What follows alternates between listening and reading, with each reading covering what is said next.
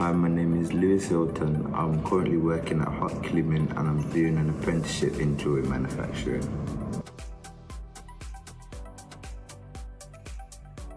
A couple of people from the jewellery industry, I was told about the vast amount of opportunities doing an apprenticeship will give.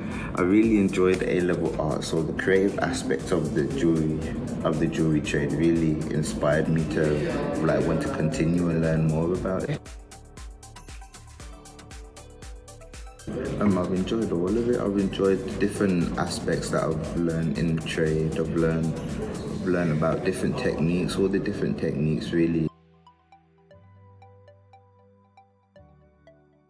I'll probably say if you know you're gonna enjoy what you're gonna do there and everything, like that's actually what you want to do in the future, then go for it because you're learning skills that will set you up for your future career.